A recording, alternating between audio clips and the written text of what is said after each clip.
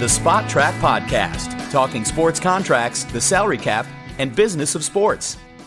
Hey, everybody. Welcome to the Spot Track Podcast. I'm Kevin Sylvester, along with Paul Peck and the founder of SpotTrack.com, Mike Giannetti. We have an action-packed show for you here when it comes to money. Yes, action and money. We're going to talk some odds with the horse race coming up this week. Robert Raiola will be on, the Director of Sports and Entertainment from PKF O'Connor Davies. He's been on before. We love having on to talk about the tax man. The tax man, tax implications for the rookie draft picks and some of the individual contracts.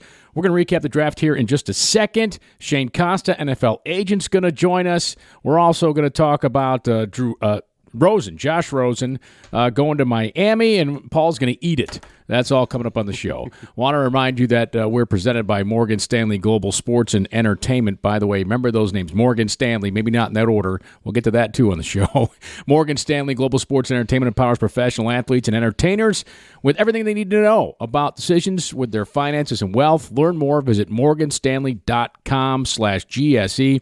Morgan Stanley Smith Barney, LLC, member SIPC. We have new members of the NFL, Paul, because we had the draft last week. 256 of them drafted, I think is the number. 254. 254. Compensation picks throw that out every year. I don't think many of them qualify for Morgan Stanley yet, right? You have to have a certain threshold. Well, guaranteed dollars. Well, guaranteed dollars, right? That is true. Like, they're not just taking any. Listen, if you're a nightclub act in your town, they're probably not. I said entertainers. Now we're talking.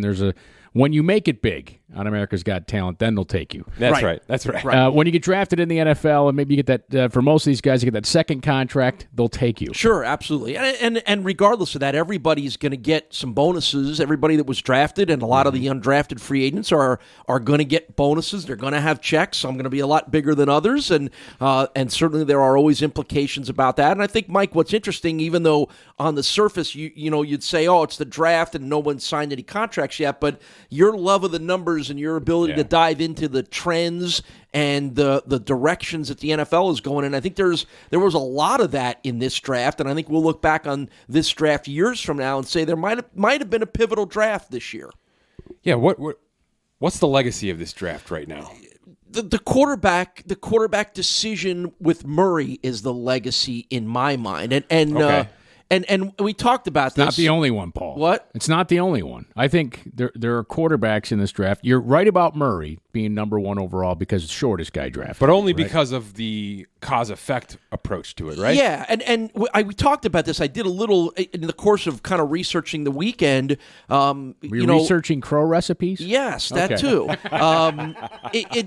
There's been two other occasions where a team took quarterbacks in back-to-back drafts, but I think they're both different. The Baltimore Colts took Art Schlichter and then John Elway in back-to-back years, but we knew Elway was drafted to be traded. He was never going to play there. Right. The Dallas Cowboys took Troy Aikman and then Steve Walsh in the supplemental draft the following year. Different. But this is the first time ever that a team has chosen a quarterback in back-to-back drafts with their first-round pick, with essentially the reasons behind it was the guy they took this year was better than the guy they took last year. If they didn't have the number one pick, I don't think it would have happened. Correct? Does Murray go number one to any other team? I don't think so. That's the question I haven't heard enough. There was enough that came out where teams were talking about. We had Locke and Jones number one and number two on our quarterback list, and I think there was probably half, if not more, of the NFL teams that did not have Kyler Murray as their number one quarterback. To me, the legacy of this draft right now is that these quarterbacks are absolute what-ifs. All of them. Well, it's also all of them. Are we changing how we approach the quarterback position? I think that started with Mayfield last year, and let's be honest, part of the mistake here is Mayfield comes in as an undersized quarterback out of an air raid offense and plays well, so everybody's like, okay, good, get me all those guys. And that's all well and good until the defenses around the league figure it out, and then if Kyler Murray doesn't have a very good year or if Mayfield takes a step back, next year we're talking about get me as the big quarterbacks that you can find. So, here's the fascinating. I used to work with this guy when I worked in Charlotte, and he actually was a money guy, a stockbroker, but he also did morning radio with us. I mean, he's a multimillionaire. For therapy. Great guy. Yeah. Danny Fontana was his name. And it was syndicated at times on MSNBC and stuff with us making money. It was this thing. And he used to tell me, it used to tell us off the air and on the air, nobody knows nothing. Right? And he goes, what does that mean? He goes, really? Nobody knows nothing. Like, we can do what we think. And I look at all the trades that happened in the draft, 39 of them, a 3-day span. You had teams move up, teams move down. Denver moved down from 10, and they ended up getting Drew Lock right in the second round. Maybe the draft is the ultimate nobody knows Well, nothing. that's my point. Right. Like, did they make the right move? You can say, wow, it's great. They got Drew Lock. This guy could be great. He could suck. Yeah. Devin Bush could be great. He could stink. I mean, there's all these things they think they know, but you don't know until you actually play the game. So let me amend on that, because that's sort of the approach I was taking too. Is it seemed like with this quarterback class, nobody knew. Like, really, really nobody knew. Lots of different opinions. That's what I mean. Like, I don't know if any other team is taking Murray number 1. Maybe Oakland if they're there. Maybe. I don't know. But Maybe. Right. That's a bad look too. So if they don't hire Kingsbury, or the Cardinals taking him number that's a one. whole other conversation. Who had the kid from Duke going to the Giants? I don't even want to talk about that. Okay. I do want to talk about that. I can't go All there. right. I can't Stephen A. Smith this because I think conversation. the Giants are being very unfairly shredded for this. Let's leave it right at that. Okay. Because I agree with you. Let's leave it at that. Here's where I want to go, because you mentioned the Drew Lock trade. Yeah. To me, that was the way to approach this draft. Because Denver, even if he doesn't work out, nobody's going to care.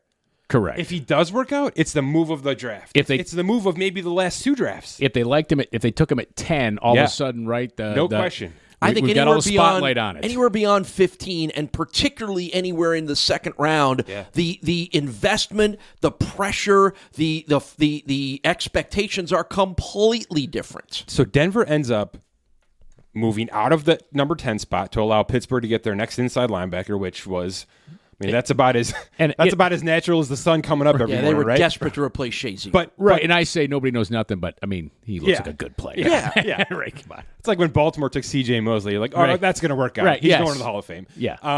And of course, now he's a Jet, so who knows anything. But how much money did he lose going to the Jets in taxes? Doesn't matter. We'll find out about he that got in like a moment. $90 million guaranteed on that. He's all set. Anyway, so Denver moves back. Pittsburgh makes their pick. They get Drew Lock as a second rounder, and they get a top 100 pick next year out of that move. Right. There's no way that's a bad move. There's just no way. Unless Drew Lock stinks. But he's sitting behind Flacco for a year. He's going to have he's going to have the best approach to make this thing work. And if he stinks, he's not Trevor Siemian. He's not Paxton Lynch. And it's a second-round pick. It's a second-round That's what I mean. It's not that top first-round pick that John Roy's just completely flinched on here. Then again, down the road, if he is really good, people will go, why didn't you take him in the first round so you can get the extra year on his contract? It's going to be, why didn't every other team take him? Yeah. Right? Why did the Giants take Daniel Jones at number 6 when Drew Lock was... To me, it's just the legacy of this draft this year was tons of wide receivers who... phenomenally, most teams waited on smartly. Like, there was so much intelligence with this draft. I thought it ended up going pretty chalk because of just teams really kind of figuring out how to make this work. It was intelligence of teams understanding where its strengths and weaknesses were and not going much beyond that. Well, you remember this, what was it, the 2014, where we had 11 wide receivers go in the first 2, top 50 picks? Right. And most were traded. And most teams ended up hating it. Yeah. Right. This was the exact opposite of that. There were maybe 15 wide receivers that were really, really, well liked on these draft boards, and teams just sort of, involuntarily colluded and said, we're not doing this. We're going to take them all in the second round. I thought back to one of our conversations where you talked about wide receiver becoming the next running back, in that there are so many of them and they're all good and they're all equal that it's devalued the position to the point where you don't have to take them in the first round anymore. I thought a lot about that when there weren't any really taken. So let me, on the numbers here, 39 trades. Most ever. Only 3 included a top 100 pick for next year. Which I thought was interesting. I do too. Because don't you think that's the money? That's what you want, right? Well, I mean, a lot of it, I know a lot of it is about right now, which makes sense. We're in this window. Most of these teams are in the window to win now. But isn't it worth more to move them back a little bit and get yourself set up for next year? Well, I think only 3 included top 100 for next year because the scouts must believe next year's draft class is much better than this year's, right? Nobody wanted to give it up. I guess that's what I mean. Yeah. Like, that's what I'm pushing for if I'm moving anywhere this year. Right. I'm pushing in the next year because, all these things we've talked about, I think most people would agree this was a tough draft. And let's be honest, it lacked outside of sizzle, like that, Yeah, right? yeah. Even after that first hour Thursday, I was kind of drifting off. You know? And let's be honest now. Should have been at our draft party. There's We so weren't. little job security in the NFL that I think there's some hesitancy for general managers to be trading for a pick next year that they may not be making. That's the nature of the league. I don't even know how to have that conversation. It's frustrating. These regime turnovers are frustrating because it completely guts Well, a look team. at the first pick right there. It's a regime turnover pick. But this can't be good for football. It's not. It's definitely not good for fans. It's not good for the players. When are owners going to realize how much money they're bleeding by this happening every 3 years? I mean, not to mention the buyouts for the coaches, all of the coaches, because everybody gets fired.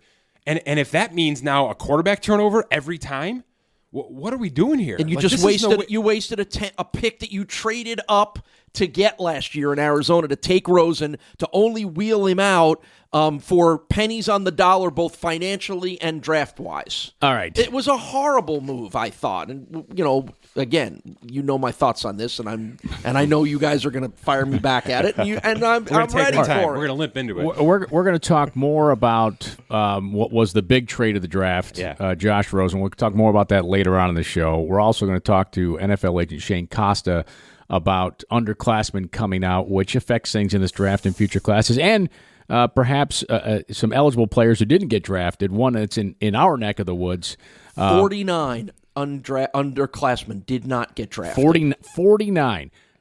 I got a lot of opinions on this. Yep. I know you do too, and we'll look forward to talking to Shane about that. But right now, listen, tax implications, these rookie contracts. There are guys who, you want to talk about luck of the draw? Yeah. Right? We know where numbers are, but the luck of the draw when it comes to how much dollars will you actually net out because of taxes based upon the state where your team plays in. We had a conversation with Robert Raiola, Director of Sports and Entertainment for PKF O'Connor Davies. Well, Robert, it's great to have you back on the show here to talk about what draft picks in the NFL are going to face tax-wise now that they're going to get these guaranteed and big contracts. And just in general, Robert, I mean, how big of an awakening are these fellas in for? I think that quickly, Kevin, thanks for having me. Great to be back on with you and Mike. What's very important, I think they're quickly going to learn the difference between a gross paycheck and a net paycheck. Kyler Murray will be the first pick in the draft, and he will be guaranteed a 4-year deal with a team option for the 5th. He'll gross about $35 million after taxes. That's going to be about 20.4. Well, the real shocker is come second pick, Nick Bosa. He would get about, depending on where the final numbers come out, about $33.3 million. But after taxes, he's going to lose over 50%. He's only going to net 16.6. Mm-hmm. His net number is so low that with the proper planning, the kid Pharrell from the Raiders, who was drafted 4th, will net out significantly more than he will if Pharrell defers some of his bonus to the time when the Raiders leave California and go to Nevada. So I would think that probably, who knows when. We do know the Raiders will kick off the 2021 season in Nevada, but they may not be. Who knows whether they do their OTAs or whatnot when the stadium is built. But I can guarantee this: with a little creative tax planning and pushing bonus back, Pharrell could net significantly more than Bosa at the 2 slot. I really want to see the day, Robert, when we're watching a player in the draft room or at home, and he gets picked, and he's got a disappointed look on his face, and then he's asked about, why did you not look? Are you not happy to go to this team? And I want to see him say, no, I was really hoping to go to the Texans because it's a non-tax state. That's when you'll have really made it, Robert. It's funny that you say that. Mike will probably know the player. Who was the Dolphins' first-round pick? Was it the kid from Clemson, the defensive lineman? Is that big defensive lineman? Who am I thinking of? No. Wilkins? Oh, Christian Wilkins. Wilkins. Yeah. One of the things he said, he's glad to get an opportunity. And, oh, by the way, he's so happy because the Dolphins have no state income tax. There you go. See, you already got there. Love it. I can't. I'm going to get that quote. I see my brother-in-law's this weekend at a family wedding. Yeah. I was telling Robert before we started recording the show.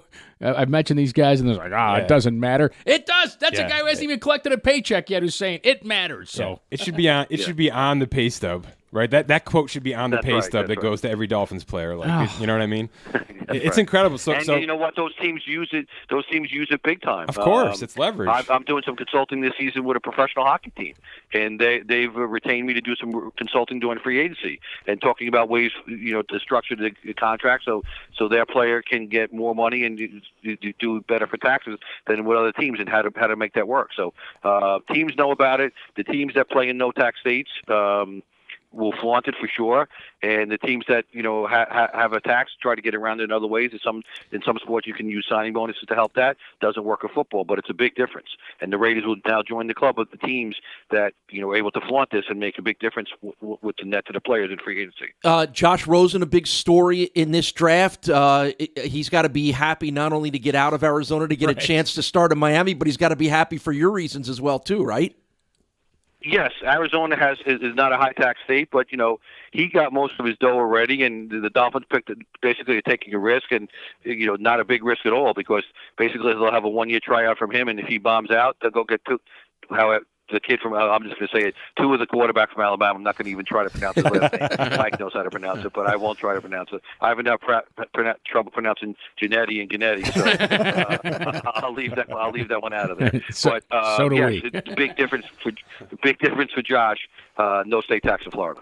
Yeah, it's fascinating. You mentioned, and you don't have to mention the team, but that's very smart of a team to say, all right, how can you figure out how we can save our players taxes here, some tax money, because there are, especially when you're talking about Canadian teams, so the taxes that they play in Canada are more significant than elsewhere, and the more and more we have shows like this and Robert on and the chart that he puts out for football, the more and more athletes are aware of this, and the more and more it factors in. So my question, Robert, is what can teams do aside from having someone like you to offer players guidance or them guidance on some tips they can give players?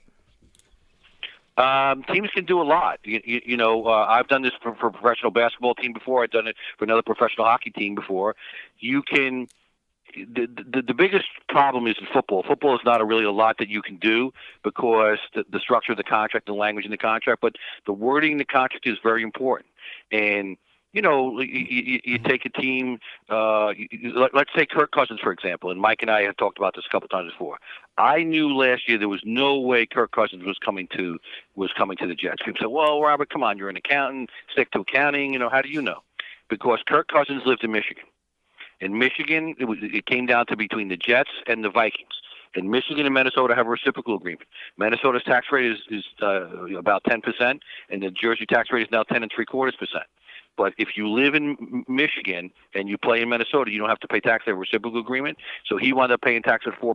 So he used the Jets to get the number higher, and I knew there was no way to coming out to for him to play for the Jets. Now, I'm not always right, but in that situation, I was pretty confident that I would be right. So he's saving Robert, so he saved just over 6%. In taxes? Right. He saved over 6% because he had built a home in Michigan, so he's not paying Minnesota taxes. He lives in Michigan. They have a reciprocal agreement. This would have worked with Saquon Barkley last year. Saquon Barkley, he was from Pennsylvania, and if he would have maintained a Pennsylvania residency, he would pay 3.07% plus the local tax, as opposed to 10.75% with New Jersey.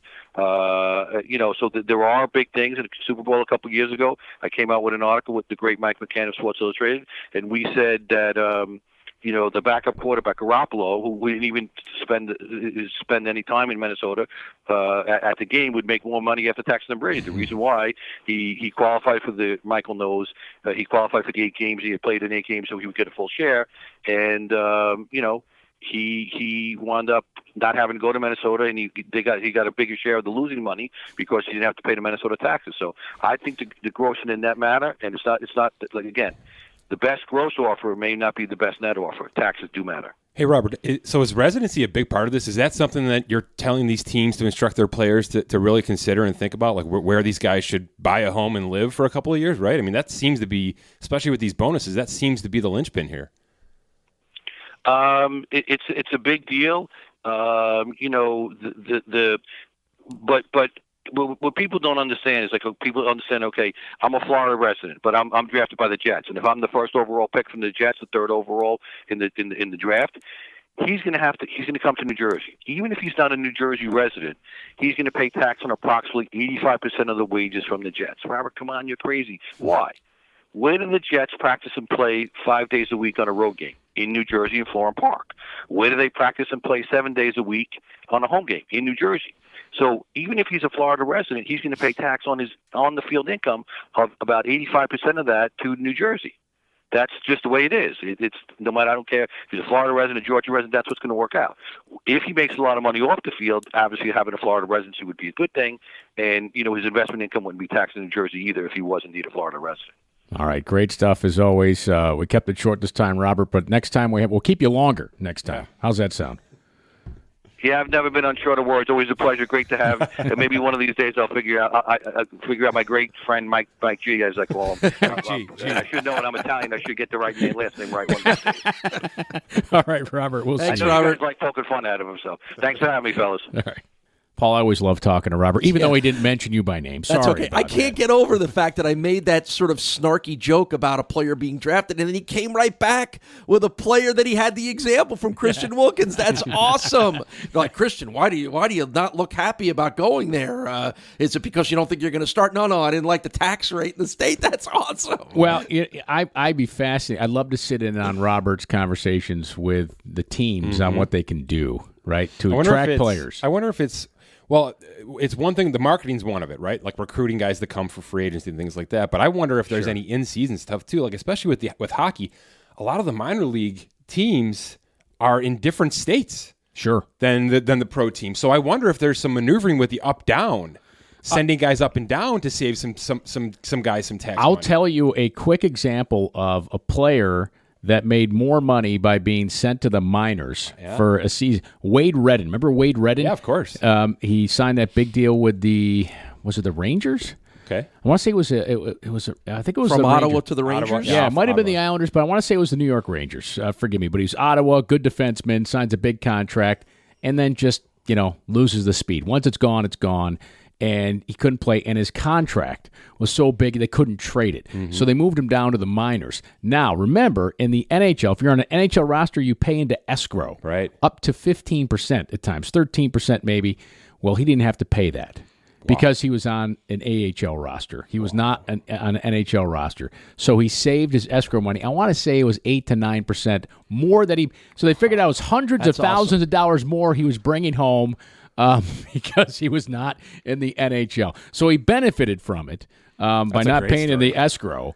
But he, of course, wanted to play in it. And if you might recall, the last lockout, they had 2 amnesty contracts, right, that they kind of just forgave and let them go so they could be free agents. Wade Redden and Scott Gomez were the 2 players. Two ridiculously bad contracts. They're terrible contracts. Gomez was like $8 million. Nobody wanted to touch that, right? And so they just said, okay, these are wiped clean. Maybe that's something MLB should consider in this next CBA negotiation, right? Because there's some teams that definitely need some amnesties. And the players were willing, if I recall correctly, and I may not be 100% right in this, they're willing to say, okay, get rid of the contract because I just want to play. Yeah, because they still get their money, right? I think they they got percentage of their money, right? There's a buyout. There was a buyout. Formula, there's a buyout. They're able to be bought out and have it be zero to go sign with anybody else. Right. So it benefited the players. They got a good chunk of the money that they were due, but then they get to go get play somewhere. I want to say the teams were able to buy it out and not have it count because it was such a ridiculous. I think you're right about that. Yeah, I think that's right. All right,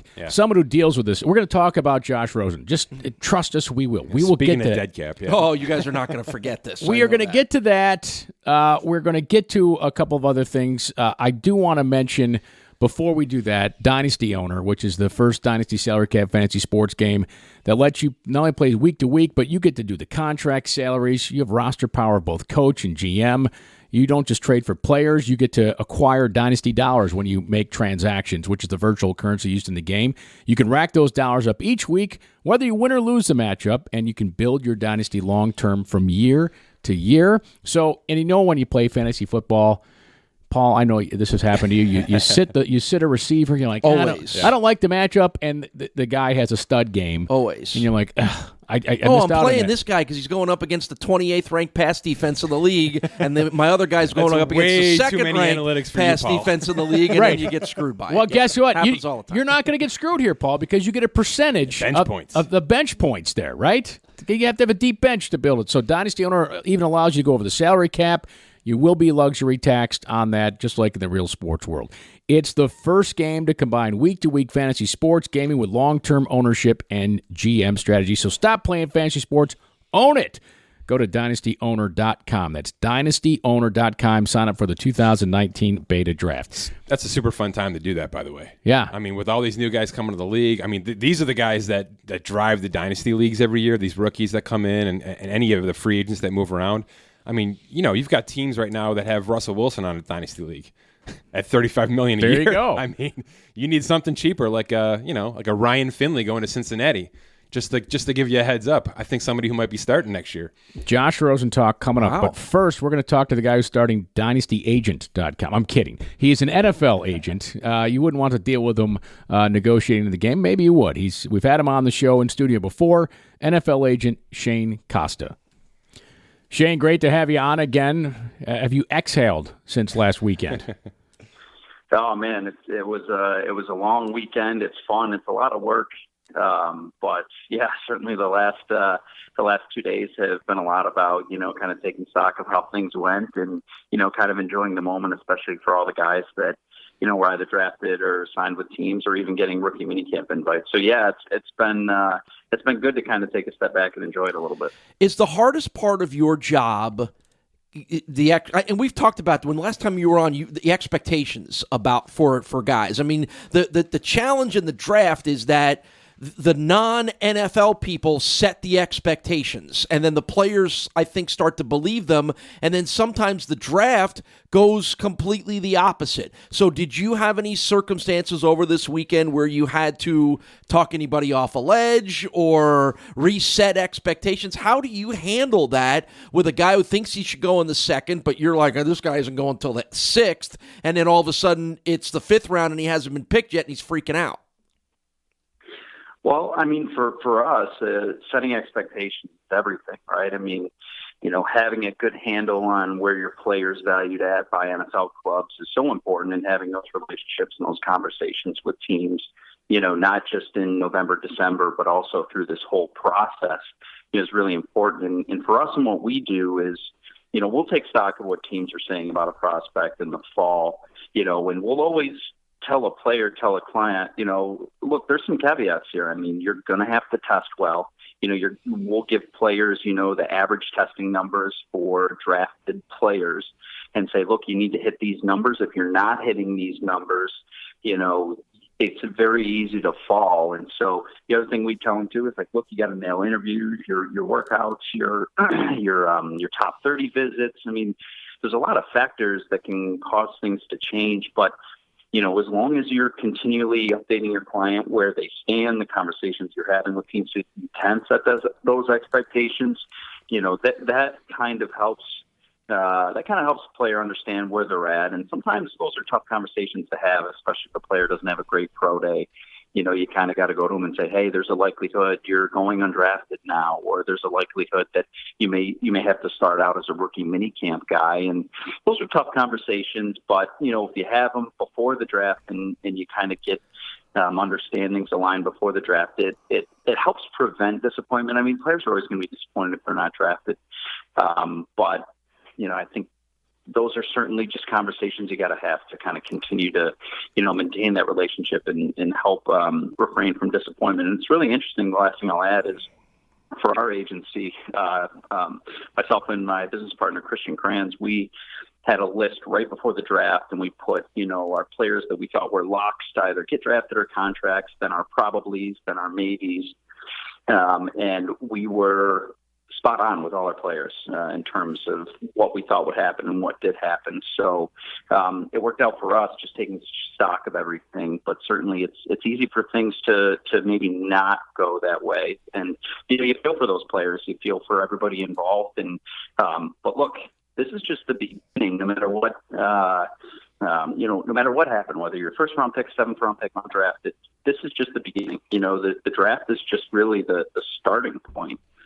It's easy for people to be disappointed, but look at a guy like Fred Jackson, who we represent. He was not only didn't even sign as an undrafted free agent. It took him cycling through, the Iowa Indoor Football League and those things before he finally got his opportunity. And look where he is now. So we tell our players, look, no matter what happened, just go and take advantage of every opportunity and go kill it, and everything's up to you from there. I thought one of the real interesting moments of this entire draft for me was the phone call with DK Metcalf being drafted by the Seahawks, and in the middle of bawling, he says to Pete Carroll or John Schneider, the GM, "Why'd y'all wait so long?" I thought that was amazing. I know. I loved it. I mean, that was, it's really amazing in that, not only that call, but I'll tell you, one of the real joys in this business is when, if a player is getting drafted or he signs a free agent deal and you get to deliver that good news. I mean, that's awesome. There's really no feeling like it in this business when you get to tell a young man that his dreams are coming true. And yeah, I saw that call, and it was so cool. And it's definitely a high point on draft weekend when you get to make some good things happen. What might be a low point, although I'm not in that kind of shape. Pete Carroll taking his shirt off with DK man, What's he, like 80 though? You got to give him some. That's what I'm saying. That was actually at the combine. That was actually at the combine. Yeah. Right. Well, Paul, don't let the facts get in the way of a good story. But it still was a cool moment. Hey Shane, I'm going to guess that the UDA, the undrafted part of this, is a lot harder, right? It's got to be. I mean, you said you had a list. You had your probably your locks for a few guys that were going to get drafted. My guess is that's just a phone call you make and it's over with. But after the draft, I mean, my God, after the draft this year, it seemed like 80% of the guys were already signed by a team. So my guess is you were doing a lot of work Thursday, Friday, Saturday, Sunday here to make sure that your guys had some avenues to go. Can you kind of lay out that process of, maybe a guy you were sure was not going to get drafted, but you had to find him some work? Yeah, I mean, one of the things that's interesting is it really starts, just like everything else with this process. I mean, the groundwork really starts, way before the draft. So one of the things that we do is just research. Just in case any of our players goes undrafted, you just have to be prepared, for that particular position, what the depth charts across the league look like. And then most importantly, what teams are really good at giving their undrafted free agents shots, whether that's reps, not only in preseason games, but also, what teams are more likely to keep an undrafted free agent maybe over a guy that was drafted in the 5th, 6th, or 7th round. And so we have all that information for every team, every position. And we also have how much teams typically spend on undrafted free agents so that we can get them the most amount of money. So what you're doing during the draft is just, with every pick that goes by, we have depth charts and we're filling in where teams are adding and where teams aren't. And we have a list of all our players and what teams have shown the most interest and, what teams are saying. So it is a little bit of a disappointment if a team that, really likes a wide receiver client, drafts one in the 4th or 5th or 6th round, that's kind of disappointing because then maybe you shift your thoughts to another team if he goes undrafted. And I think, like maybe you brought this up a second ago, I mean, if a player's drafted, it's really easy, right? A team calls and says, hey, we're drafting them and it's great and it's done. But you just have to be prepared in case they do go undrafted. So again, kind of having all that information. And a lot of these, the thing that's tough is a lot of these deals start to come together in the late rounds anyway, because teams will be done picking, when they start to call and feel things out and you start to look for the best fits and figure out, the money, the guaranteed money. For example, this year we were really fortunate, we had a wide receiver, Malik Henry, who signed with the San Francisco 49ers. We actually negotiated $90,000 worth of guaranteed money, which is actually more guaranteed money than some of the 7th round picks. I was just going to say this. And it's a 3-year deal.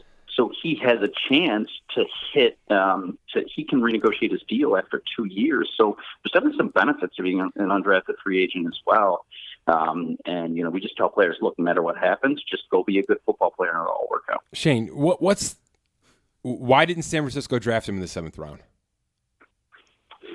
Well, I believe they were done picking somewhat early, and, they wanted to fill out, obviously, their depth chart. They really liked him. Wes Welker came and worked him out personally down in Georgia.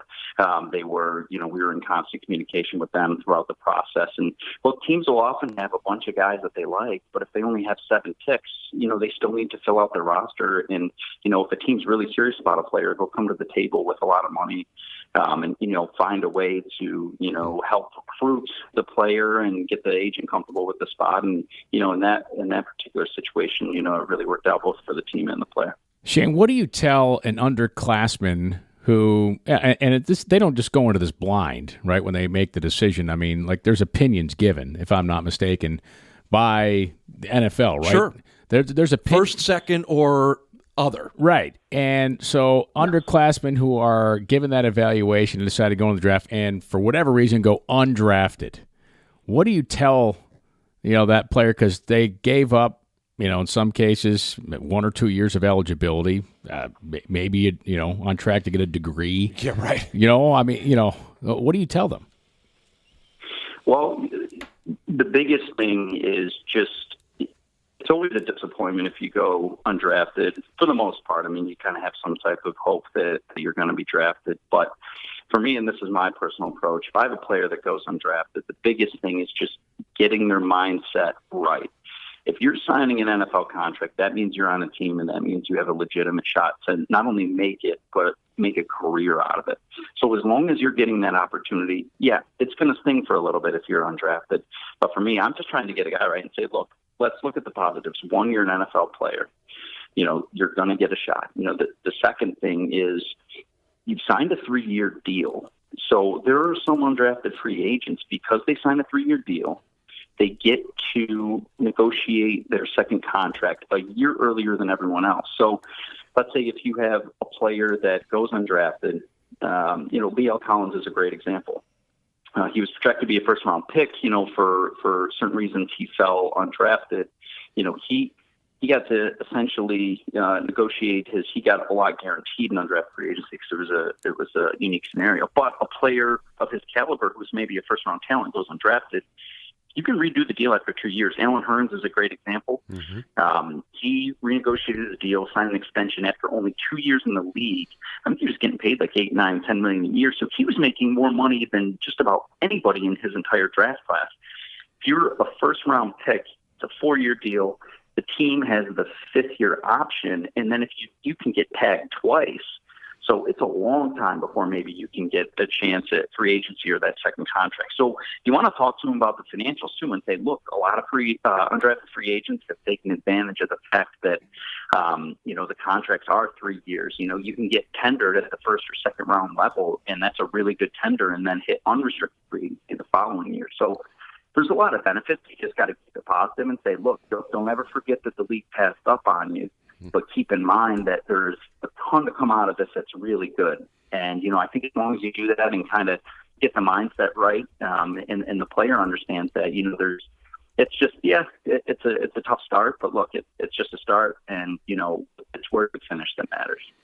We'll get you out on this real quickly. In your opinion, just sort of how you process your off season, is the draft too late in the year now? It's funny. I talk to teams about this every year. It probably should be like 2 to 3 weeks earlier. From a media standpoint, I get it because, you have the combine late, but you have the Super Bowl, then you have the combine, and what's now really the beginning of March, and then you have free agency a little while later, then you have the schedule release, and then you have the draft. So it kind of really keeps the NFL at the forefront. I mean, just about 12 months out of the year, really. So I understand from that standpoint. I think most teams, especially, the work's already done, and you're kind of waiting these last 2 weeks, like, all right, well, the draft boards are set, teams know what they want to do, and it's really just a waiting game at that point, which can be kind of tough, but, it is what it is. I wish it was maybe 2 weeks sooner, but I don't think they're going to move it anytime soon. No, they got the TV window, the media part, too much money to be made there. My point in bringing it up real quick is just, I wonder if because I agree, there's like a 2-week gap, and you know what fills that 2-week gap is guys like us getting on microphones and ruining some of these kids' lives. Yeah. Like literally ruining their lives on social media. We did not ruin anybody's life. I'm going to stay out of it, but okay. Look there was plenty being said, and I just wonder if that gap needs to go away because, if it was a quicker process, right? If it was bang, bang, workout, interview, draft, then we could talk about these guys after the fact, but they're already in the pros. You know what I mean? I think in general, and a piece of advice that I give to my players is, to the best of your ability, try and not Google your name and look up your draft stock or search your name on social media because, It's never the player, Shane. It's always the people around the player. Yeah. I don't even do it now. They've all got Google alerts, man. You know it. You know that. Yeah, I mean, I've had times, and it's with great intentions, that I'll have parents, call them and just say, man, I'm bummed out. Someone's giving him a hard time that he's not a good player on Twitter, and it's just, it's understandable because these fans forget that these are human beings. They're players. You know what I mean? They're just like you and I. And, it's tough for them to see that criticism about them. It fuels some. I mean, look at Baker Mayfield. I mean, his criticism from various entities has fueled him in a great way. And it's tough for people. So I tell players, I'm like, look, just try and unplug the best you can. Ignore it. It's not what the media thinks about you. It's not what a writer's thinking about you. It's what teams think about you, and then after that, you get to prove everybody wrong, even your own team, if you feel they didn't draft you high enough. I mean, Thurman Thomas, I think to this day, still carries a chip on his shoulder that he wasn't drafted high enough. Famously, right? So, yeah, just don't tweet that to him. You'll get carved. Speaking of Bills running backs, all of the Twitter angst needs to go to LaShawn McCoy right now, by the way. Keep it away from the kids. Right. And send it to LaShawn McCoy. Yes. Right. Yeah, that's true. He spoiled. I haven't seen it yet. My kids have. He spoiled Endgame. That's going to end our game with you today, Shane. Thanks so much for your time. Yeah, no problem. Anytime. Thanks, guys. Our thanks again to NFL agent Shane Costa. Some good insight there on the undrafted stuff. And, you know what I wanted to ask him, and we'll do this. Why did you ask him? Well, because we were running out of time. It's a podcast. We got all the time in the world. To go back to the undrafted one, and again, it's not necessarily what Shane's involved in, but who convinces these kids to come out? Who convinces the 49 kids that were underclassmen that didn't get drafted? What's the process? Who are they listening to? Why are they listening to people like that? Because clearly I think you could strictly black and white say, if you didn't get drafted, you made a bad decision. Okay, well, let's talk about one close to home. There was one UB Bowl player in particular, the quarterback, Tyree Jackson, still at eligibility. Who even nationally had kind of gotten on people's radar. He was the only underclassman quarterback not to go. Which it was stunning. Mm-hmm. Stunning because he got his degree. He got it, evaluated mid-round evaluation. Mid-round evaluation. Yeah. So usually, speculation. Speculation. Still. Right. Usually when that happens, there's a scarlet letter somewhere. Yeah. But there doesn't. He's had knee problems in college. Mm-hmm. So that's my only thought was, well, are people concerned about that? But yet Buffalo signed him. You could argue, is that the Bills throwing the Bulls a bone? Right? Maybe signing the guy. I don't think that happens as much as people want to believe it does. I think the Bills are genuine in that they see the potential for him, particularly as an undrafted guy. He went to the Senior Bowl and performed really well. He was the MVP of the South team at the Senior Bowl. Right. He was one of the Combine The other MVP stars. was drafted by the Giants 6 overall. He's got the Jordan Palmer stamp of approval. He was on ESPN's Draft Academy, one of 6 players focused through the process. But nobody knows or nobody's saying why he wasn't drafted. Right? Yeah. Real quick, here's my theory. And for those people that don't know, I'm actually the play-by-play voice of Buffalo football. So I know Tyree, dealt with him, seen him throw every pass he's ever thrown. I'm shocked, and NFL people that we talk to are shocked that a 6'7", 250-pound quarterback who runs a 4.59 40, who has one of the strongest arms in the country, just on that doesn't get drafted, because everything I've ever learned of covering the NFL draft for 30 years is those are the things that usually get you drafted. Here's my theory. He was a project, and I think everybody admitted he was a project. He isn't ready to play yet. He's not even ready to be anybody's backup quarterback yet. So now a team that drafts him basically has to redshirt him. They have to say, not only are we going to let this kid learn, but we're going to keep him on our roster as a third quarterback, of which about half the teams in the league don't do. They only keep 2 quarterbacks. So you are making a commitment to him in a league where there's not a lot of patience, and quarterback coaches don't say, I don't have time to teach this kid. I need a guy that can be ready to play now. I think that hurt him a little bit. And I think ultimately it becomes down to sort of a roster spot where you going, who's willing to have that kind of patience with him. Let me push back a little bit. There were 11 quarterbacks drafted, and I think 10 of them are projects. But now be specific here. 10. 3 in the first round, right? 2 in the first round. 2. No, you had Two 3. in the No, you first had round. Haskins. Oh, Bill. Haskins. 3 in the first round. Only 2 quarterbacks were taken in rounds 2 and 3. That's a very consistent trend in But the NFL. that proves my point, though. So, the rest of them are but definitely my projects. point is, when you get to the 4th, 5th, and 6th round, you're rolling the dice for backups at best. Okay, now continue your point.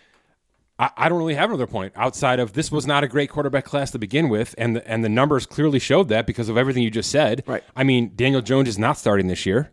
I don't think. Don't be surprised. Daniel Jones is not starting this year. I'll say don't be surprised. Don't be surprised. You think all 3 first quarterbacks rounders picked start? 6th overall start at some point.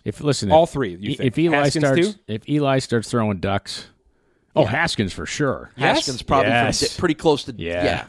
Yes. yeah. See, I think we're getting away from that. I think teams are looking at this money, the money that I look at every freaking day, and I look at $35 million for Kyler Murray, and I'm not even a little bit surprised at that. I would put that on my bench for 2 years. I would put $35 million on my bench for 2 years. Can't do it anymore. You can't do it. You can. It's a $190 million salary cap. You can do it. You can do can't, it. you don't. Nobody does that anymore. Every quarterback drafted last year in the first round started almost all of them from day one, except for Josh Allen. Look at Well, Lamar Jackson didn't either. Okay, Shane right. laid it out in his piece with us, and I've laid it out here before. This is a 7-year league. It's a 7-year league. It's 4 years, a 5th-year option, and 2 franchise tags. And there are teams who are going to start locking that in. Just like the Steelers don't guarantee salaries, there's going to be teams that make that their structure. All right, so let's go back. Now, here's the thing with Tyree. You were talking about underclassmen. Yeah. He couldn't do any more at UB in the MAC in his conference, in my opinion. So you think leaving A lot was of the right people said he decision? should have gone back and refined his game. I actually Well- think that might be the reason he's not drafted, because there was that dialogue so strongly being said. The decision to go back was tough. He was kind of 50-50.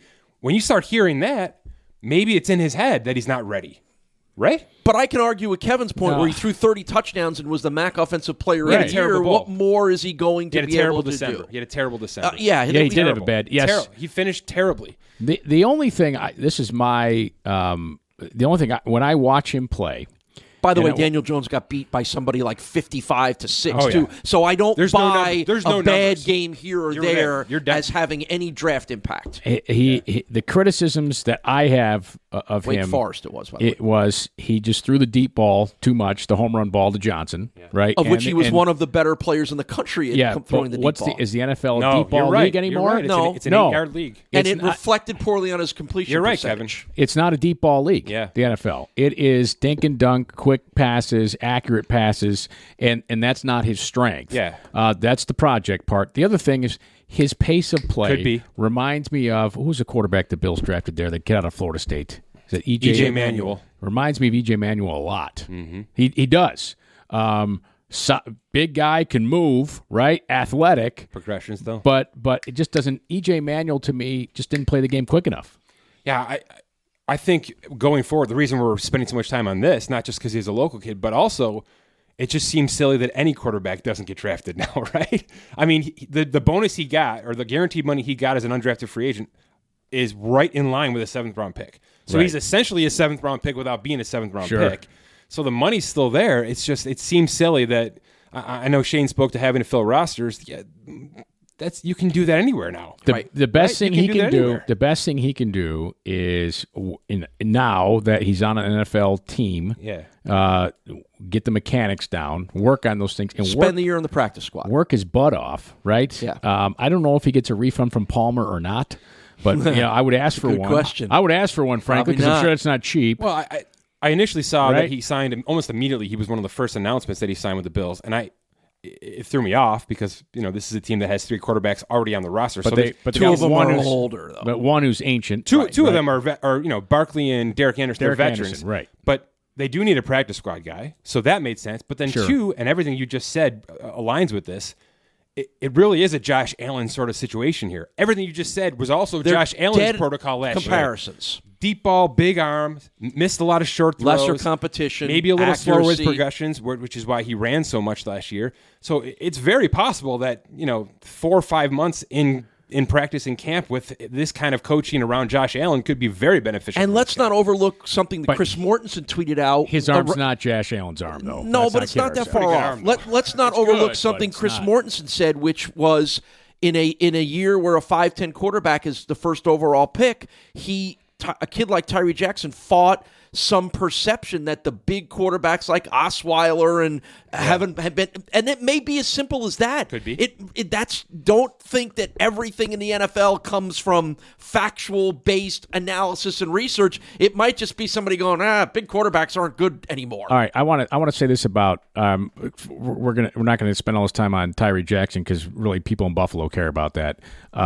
But undrafted underclassmen who declare early and go out, people are like, oh, the system's flawed, and like, you know what, hogwash. You get it, garner opinions, you make a decision. You're an adult, okay, and you should listen to your college coaches. You should take everybody's opinion under a plate, and you make a decision. It did not pay off. Hey, that is life, okay? People make risks to start businesses and fail all the time. So why should these guys be protected anymore? And people say, well, the colleges make money on it. No, it's an exchange. They're exchanging your work on the field for a college education in a field where you can make a living. So I'm sorry, it may sound cold-hearted, but I don't have sympathy for guys who decide to walk away from that to go try to make millions in the NFL, and they don't get drafted. Doesn't mean their career's not going to work out, but they took a risk, and they should own that risk. It's a very. I know you think they're adults, but I bet they're barely adults. If they can vote, here's the thing, and they have adults around them, including those they trusted to go play for. Sometimes those are the worst people. Yeah, but listen, college coaches don't do enough. Maybe they don't do enough. Maybe Kevin. they don't. But there are different people, agendas for don't college do enough. coaches. There are people in that program. There's people in any program that should have the best interest of the individual at play here, and they should be able to give a kid great, honest advice. Like, look, you need to play more here, not because we need you to win, because you're not ready. My guess is the agents are way better at selling it all the time. Yep. Or the time. or the family members that are, or the people that are around them who have agendas. And let's be perfectly fair. There's not a lot of Shane Costa agents out there. Sure. That's a dude right there who would look a kid in the face and say, you're not ready. If you're willing to come out and be an undrafted free agent, I'm your guy. But you know what I mean? Well, and to your point. But there's a lot of guys probably walking in there saying, hey, you're probably a fourth, fifth round pick, which is like 150 million, 1,000 guaranteed off the bat. Nobody's saying no to that. And here's something for every athlete, football players, particularly if you're listening to this. If you've learned anything, and Mike alluded to it in our conversation with Shane, is that 2 weeks leading up is just guys like us ruining people's lives. Listen, the draft nicks, draft experts who go on any media, any show, they're not in the front offices in the NFL. Right. They're not the ones making picks. But that ship has sailed, Kevin, and I agree with you 100%. The thing that maybe frustrates me the most about the draft is it's determined by people who are not the ones who have done the work and the research. So the Mel Kipers and everybody else in the world sort of tells you what should happen. And then when it doesn't happen, people freak out about it, and you're like, well, wait a minute. Maybe what he was telling you should happen was never really based in reality anyway. Well, I think you need to be fair to Mel. I've only interviewed Mel once, face to face, but he does a ton of work. I'm not saying he doesn't, but it's his opinion, though. But your point still holds up. His opinion. He's not in the front offices. Correct. He's not making the big boards with the GMs. He hasn't been either. Yeah. A guy like Greg Gabriel has, who does Pro Football Weekly's draft. That's right. So his opinion weighs more to me than does Mel. Mel sells it well. Let me finish this segment. But he has a bigger platform. But he does a lot of work. He's not just throwing crap against the wall. I think that's fair to say. Yeah, he's not just a couple of tweets every now and then. He does the homework. All right. Let me finish this segment on this because I actually read a piece, you're not going to believe it, from Nick Saban regarding this. And my initial thinking when I started to read it was, why is Nick Saban talking about underclassmen shouldn't be coming out? And then I started thinking, well, there's a few agendas for him. Sure. But I actually appreciated that it was him having this conversation by the end of it because, of course, he wants guys to come back so he can continue to win championships. But he can get championship players. Yeah, he can he get has one and no doners. trouble filling those spots. So I took that out of my mind immediately. He genuinely he's in such a higher class here that it's like John Calipari, right, in Kentucky with basketball. He's not trying to get guys drafted. He's trying to get guys top 100 drafted. And if they're not, it's an insult to him. It looks bad on him if there's a 5th-round Alabama kid. And there's a lot of them this year. Right. So that was his reasoning for coming forward, because the last 2 seasons, so many guys have jumped ship out of Alabama because there's these agents are in their ears saying, hey, 4th-round pick, $150,000. He doesn't want that. And he's now been vocal about it, saying, myself included, we've got to do a better job as college coaches to take away the narrative that we just want to continue to win. But he actually brought in draft spot, guaranteed money, and also what you said, Kevin. Look, these guys leave Alabama, and there is promise and hope of get your rookie deal done now so you can get that second contract. And I swear, he was as in-depth as I've read an analyst be in-depth. That's like Tony Robbins saying, money doesn't buy you happiness. Tony Robbins is loaded now. But listen, it wasn't about that. It wasn't about go get your money. It was no, I know he's won though. It was half the guys aren't getting that second contract anymore. Correct. He was so astute with this, and he's dead right. Should there be? We've got to stop selling. Be a 6th-round pick, and then you'll get paid. Those days are probably gone, like literally gone. Should there be a way to get back in, like the NBA does? No. I think no. But so does baseball. Right? Baseball allows you to say, I'm going to get drafted by the Arizona Cardinals #1, but I'm going back. I'm going to finish college first. Why not? Because they draft him so much younger, though. But that would fix the middle class problem. All right. Well, that's for another time. Let's talk about Josh Rosen. Okay, it's a great topic. But we just have a couple more things to get to. Yep. All right. Because I keep promising Josh Rosen. Let's get it. So traded to the Miami Dolphins. Uh-huh. No shock that he was moved. Although he did say, hey, if they keep me, I will compete against Kyler Murray. He has said everything. He has done and said everything right in the last 7 Which, by the way, never apparently former Panthers receiver Steve Smith did not I thought see that was completely off base. I couldn't agree with you Smith's more. criticism was completely off base. By the way, anybody's criticism, Josh, he's been great. By the way, Steve Smith may not remember how he was when he was a young player. I covered him as a rookie when he played with the Carolina Panthers, and I'll never forget the day that a veteran wide receiver, whom I will not name names, ran and pulled him by the collar and said, get your ass back here and talk to the media. So I like it. Yeah, I liked it too. And I thank the receiver, the veteran receiver, who was much bigger than Steve Smith, who made him do it. He had an attitude when he came in. Like, great player. I mean, unbelievable that attitude player. is what made him a great player. Unbelievable player out of Utah, right? Steve Smith. Yeah. But his comments about Rosen were unfair, I thought, and just really off base. Because Rosen did do everything right just here. Ignorant of how the NFL works, which Steve Smith should know, that you're never going to leave. No team is going to want Josh Rosen there in the same room with the guy that you picked ahead of him because you basically said, Josh Rosen, we don't think you're any good anymore. Isn't this a great situation for Rosen, though? Yes. He's going to play with Fitzpatrick. Maybe. Right? Well, you think Fitzpatrick's going to be cut? It's certainly possible. Nah, I think it's Fitz certainly is there. possible. I think he's there. Yeah, me too. But I think it's possible. I think it's possible Eli's cut too. Just so that's while not we're on gonna that conversation, not going to happen. But what did happen, and we should have led with this, was Paul saying, "No way, this is ever going to happen." Now, this was an epic episode. Now that was a couple of months ago. Let's be honest now. But I own it. But you've doubled down a few times. Yes, you have.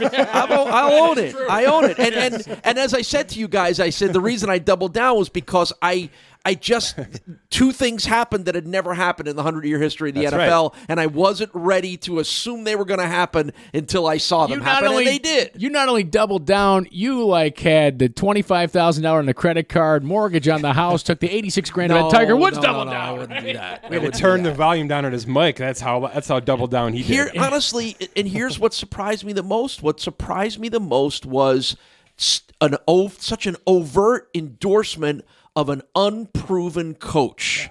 And that just, as much as you think it does, I think there was a perception around from fans was, well, they got to give him who he wants. Yes. No, that doesn't happen very much in the NFL. It really doesn't. I guess my question is, and we won't know this for years, Murray's that much better than Rosen? We'll never know. We'll never know, right?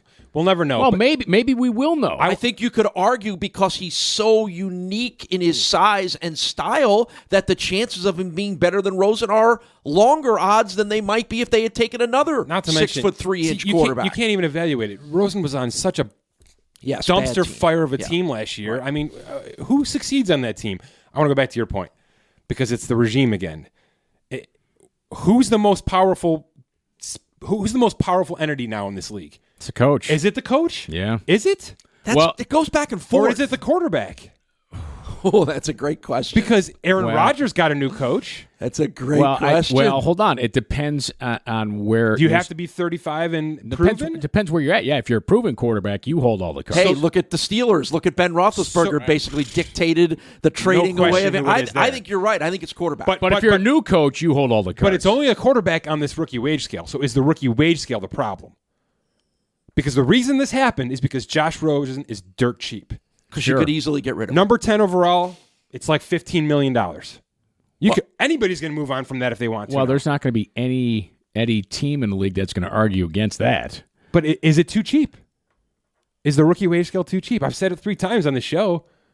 Isn't this proof in the pudding? Isn't this proof that if a number 10 overall last year is gone the year later, and there was really not even a thought about the money? Total proof. Nobody even cared about the money. All right. So isn't it just like baseball?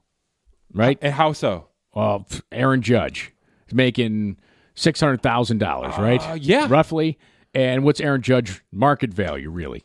Yeah, 30. $30 million. Yeah. All right? But he can't get that because he's playing under the union negotiated contract with Major League Baseball. He'll get it. He's got to work at it. For Rosen or Murray, they're going to get it, right? If they perform. I can't find the translation there. I can't find it because why can't? Because the quarterback is so singular. It's so powerful. It's so powerful that we paid you $10 million, but we're done. That's how powerful the quarterback is. But if you're good enough, we paid you 10, but we're ready to pay this guy 35. You're talking about Rosen. That's how powerful the quarterback is. Hey, but it's where they're drafted overall. Maybe that's the issue. But not really. What Rosen was drafted? What 10th. Murray was drafted number 1 overall. But is anybody gawking at $35 million for 4 years? No. Who in the league isn't going to pay that? Correct. Everybody. Correct. Okay. I guess I'm trying to find what's your point against. We're moving into a situation right now where we're going to have maybe more than half the league of quarterbacks on a rookie wage scale. We're getting there. We had 5 last year, 3 this year, maybe according to what you guys think. So that's 8. So teams are finding a way. Well, they're abusing the rookie wage scale. Teams that want to win, right? But that shouldn't be how it is, Kevin. Teams that want to win? Teams that want to win shouldn't be able to draft a guy, pay him almost nothing, and win. Because then what does it mean to be a veteran? What does it mean to make $30 million? They're not going to. They're not going to win right away. You think the Cardinals are going to win right away because they've got Kyler Murray as quarterback? Is Baker Mayfield going to win the Super Bowl this year? Baker. That's year 2. He's got a contender. Patrick Mahomes might win it. Year 3. But what do they do around it? They built a team around it. Because they can. Because they can. Problem. Why is that a problem? Because they're able to abuse the rookie quarterback pay to rebuild the rest of their team and keep all of their salaries down. All of them. I guess we'll find out with the Rams, right? They'll be the first one in this scenario, right, with Goff. The Eagles with Wentz, right? Wentz is getting money. So he's going to get. So he's getting money. I guess my point is, if the quarterback's good enough, they're going to pay him. If he's just okay, they will move on. This is unique, and this is unique. That's why Paul was so like, no way, this is going to happen. This is a completely unique situation. If it becomes a trend, then we'll be like, okay, this is interesting. But I think if the quarterback is good enough where they can get into the playoffs and they feel they can win the Super Bowl with the player, they will sign that player, and then they got to figure out how to fill around him with the rookie wage scale pay and young players. All right, I'm going to leave you with one quick scenario. Dak Prescott will be interesting. Daniel Jones takes over for Eli Manning this year. Okay. Doesn't play well. Giants stink. Have the number 1 pick in the draft next year with Justin Herbert, who a lot of people think could be really the best quarterback prospect in the last 5 years. Better than because he's 6'4" and athletic, and he fits the mold better. Quarterbacks don't win in the NFL. Is that a scenario that has a possibility? It's been where done the Giants go, you know what? Daniel Jones didn't play very well. We don't have that. Let's take the next guy. This offseason has created new precedents for everything. I mean, the Giants traded OBJ after paying him $22 million last year. Antonio Brown demanded to be out. He's out the door with a new contract. I mean, the only scenario that has already been done that hasn't been repeated yet is the Redskins, right? Let's not leave the Redskins out of this conversation because they did something that nobody might ever do again. They drafted 2 starting quarterbacks in the same draft in 4 rounds. Yes. Who's going to do that again? And kept them. Right? Yeah, and the second guy wound up being the better one. Kept him. Right. So that's the only thing I can see that would, The first guy might have been the better one if they didn't put him back in to blow out his knee. Well, that was horrible. Yeah, that's the Redskins, though. All right. So, Haskins. by the way, Paul's buying us lunch Yes, at I some am. point, and it won't be PBJ. Stick with that. Hey, one other NFL note. I'm like a Lannister. I always pay my debts. Very nice Game of Thrones reference there. Oh, real quick. I want to talk about this international pathway program real quick. I had a couple of users reach out about this. It's a really interesting situation. I'll give it 2 minutes. So, obviously the league's been global. There's some global players starting to come to the league. So the NFL actually put in a process that allow this to happen. It's called the Pathway Program. And there's some real neat structure to it. There's a 14-week training program, which that's intense. But you know what it is? It's to actually teach American football, right? Because a lot of these other, these countries, they Rugby watch, sevens, whatever. Yeah. These freak athletes who play these other sports, they don't really understand the ins and outs. Certainly not the strategies and the X's and O's of football. So it's a really intense 14-week program that leads up to like the March pro days and things like that. So then you go through an actual pro day once you graduate from this program, and you're able to be signed sort of like an undrafted free agent. So this year the Bills signed a running back, Christian Wade out of the United Kingdom. Crazy rugby player. He retired. I guess he's a freak athlete. He's going to be a running back in the league. He's going to try to be at least. They signed him to the standard undrafted contract, which is 3 years, no guaranteed money. Here's what's going to happen, though. He's not going to make the 53. He's just not going to. Those guys, they need time. He's a project. But the NFL actually set up an extra practice squad spot for these guys. The 11th spot doesn't count.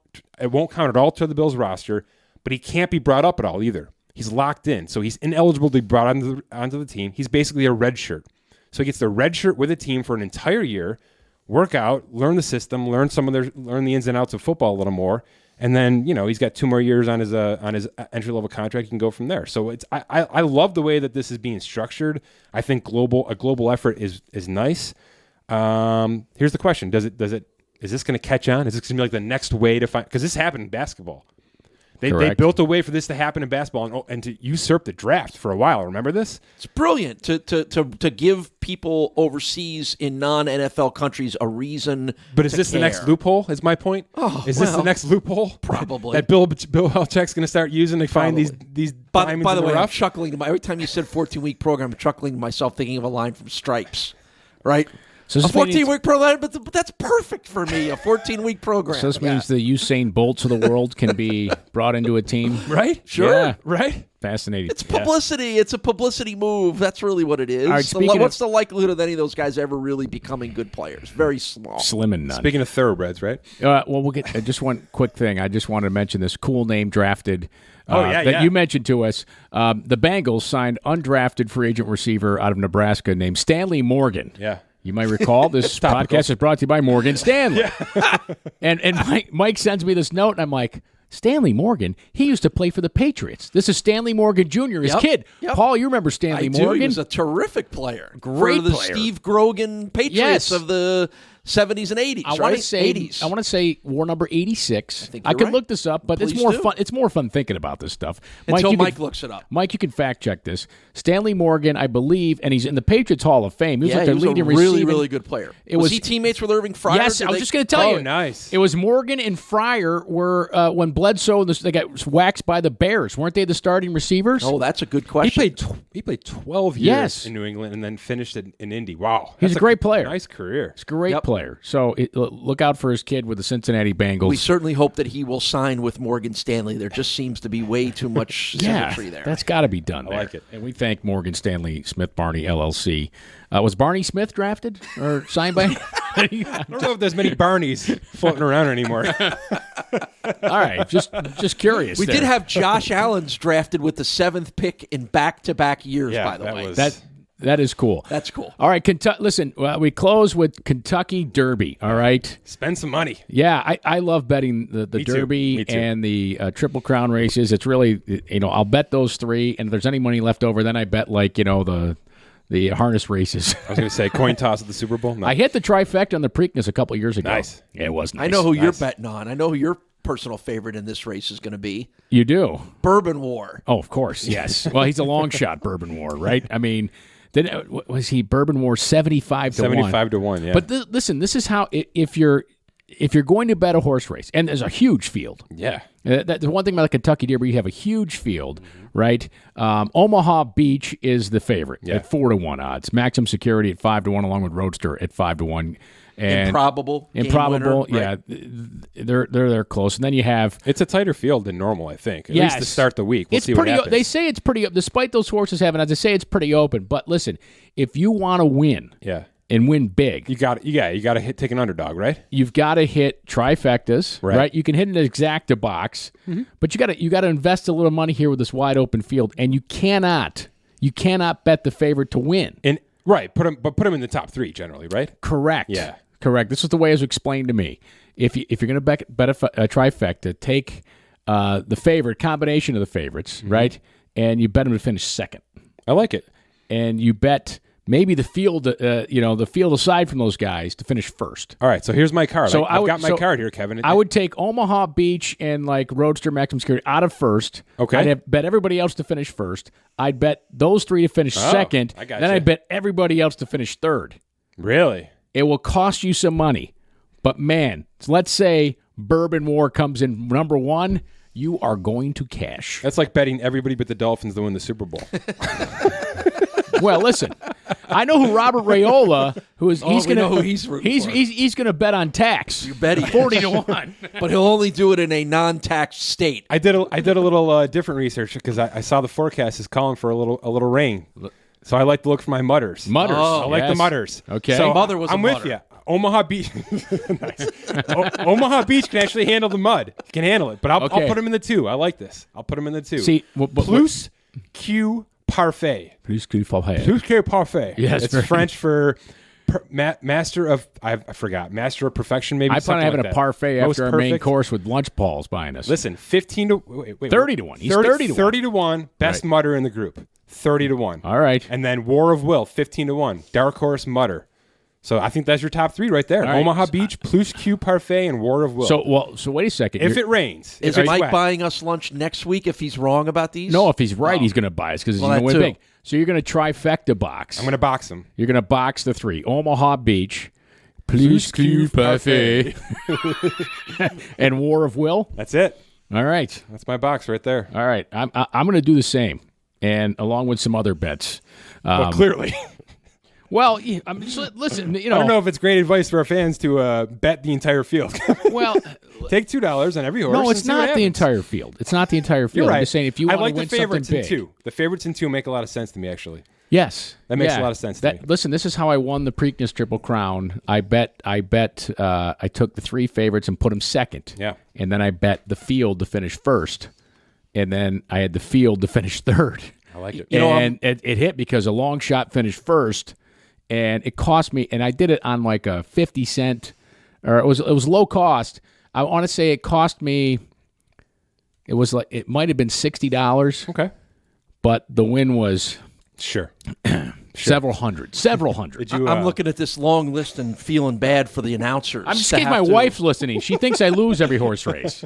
I'm feeling bad for the announcers that have a lot of difficult names to Oh, pull God. out. By the way, which brings me up incredible. with one of the all-time great stories. This was a race in the 80s. I think it's Santa Anita, and it made a national headline where the 2 horses coming down the stretch were who's in front and I don't know. Yeah. Just picture the stretch call on that one.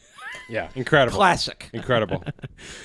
All right. I wish Kevin Harlan would call the horse race at some point. Yeah? I do. All right. That would be cool. I think Kevin Harlan's great, and I just think I can see him coming down here. And the game winner I got to tell you, is improbable. There's like 4 horses here I can't pronounce right now. So, What, another twist of fate? come That's on. all one word.